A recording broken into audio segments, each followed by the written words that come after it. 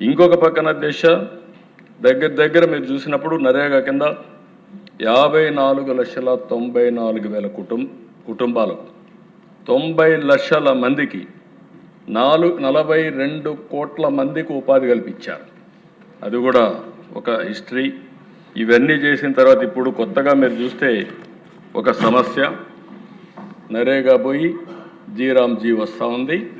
40% మనం కాంట్రిబ్యూట్ చేయాలి.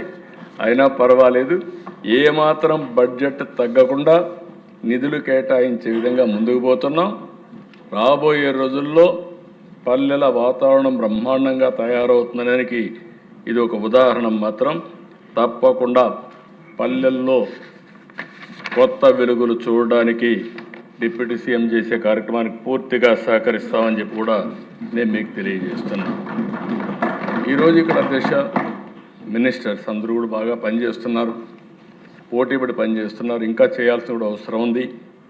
అదేవిధంగా నేను మెగా పేరెంట్స్ టీచర్స్ ప్రోగ్రాం పెట్టి విద్యను కూడా నెక్స్ట్ లెవెల్కి తీసుకుపోవాలని చెప్పి ఆలోచిస్తున్నాం.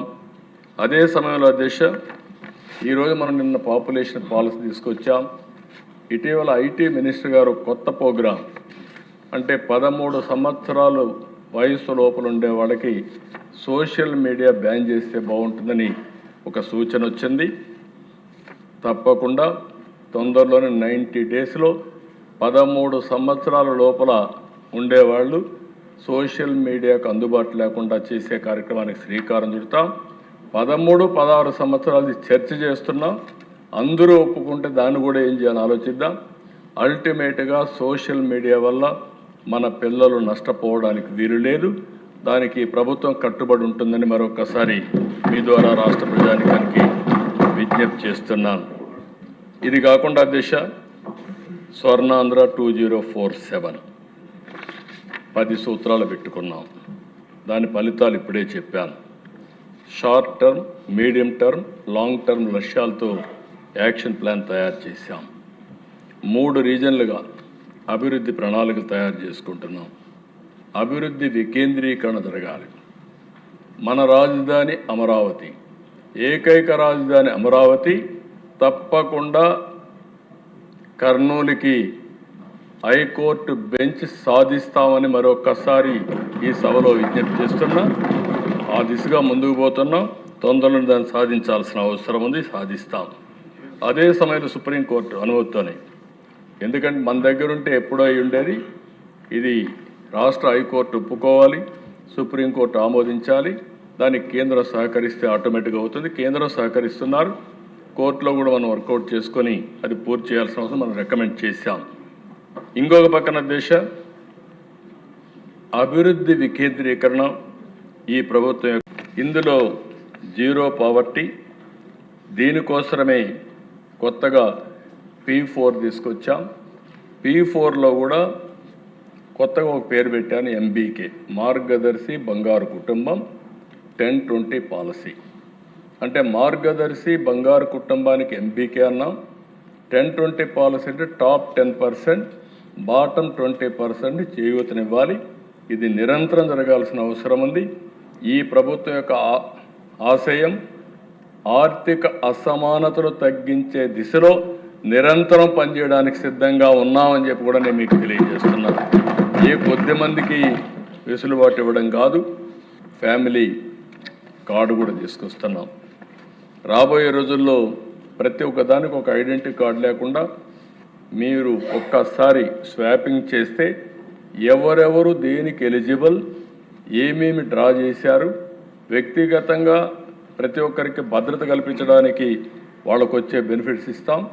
Family as a unit empower చేయడానికి ముందుకు పోతాం.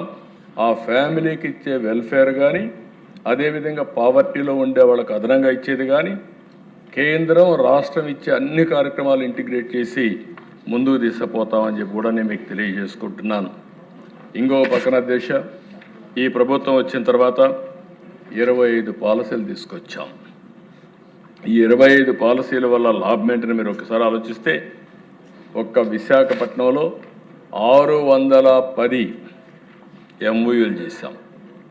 ఒకే 2 రోజుల్లో 13,25,000 కోట్ల రూపాయలు పెట్టుబడులు, 16 లక్షల మందికి ఉద్యోగాలు వచ్చే విధంగా ఆ రోజు ఒప్పందాలు చేశాం. ఇప్పటికి 15 ఎస్ఐపి బిల్లు పెట్టాం. 9,03,562 కోట్లు క్లియర్ చేశాం. ఇంకో పక్కన దిశ ఈ 20 నెలల్లో 22,28,000 కోట్ల రూపాయల పెట్టుబడులు వచ్చాయి. ఇవన్నీ పూర్తయితే 23 లక్షల మందికి ఉద్యోగాలు వచ్చే పరిస్థితి వస్తుంది. ఆ రోజు చెప్పింది 20 లక్షలు చెప్పాం. ఇప్పుడు వచ్చిన పెట్టుబడులతోనే 23 లక్షల మందికి ఉద్యోగాలు వస్తాయని చెప్పి కూడా నేను మీకు తెలియజేస్తున్నా. మొన్నే నేను చెప్పాను, ఇప్పటికే 6,28,347 మందికి ఉద్యోగాలు ఇచ్చాం. ప్రభుత్వ ఉద్యోగాలు 30,607 మందికి ఇచ్చాం. మెగా డిఎస్సి పెట్టాం, కానిస్టేబుల్స్కి ఇచ్చాం. ఇంకొక పక్కన ఇవన్నీ చేయడమే కాకుండా పర్యాటక రంగాన్ని పారిశ్రామిక హోదా ఇచ్చాం. దీంట్లో కూడా ఎక్కువ ఉపాధి కల్పిస్తామని చెప్పి కూడా నేను మీకు తెలియజేస్తున్నా. ఈరోజు ఇంకొక పక్కన దిశ ఇవన్నీ చేస్తున్నాయి. క్వాంటమ్ వ్యాలీ కానీ, డేటా సెంటర్ కానీ, గ్రీన్ ఎనర్జీ కానీ, సర్క్యులర్ ఎకానమీ కానీ ఇలాంటివి తీసుకొచ్చినప్పుడు కొత్తగా ఒక విధానానికి ముందుకు పోతున్నాం.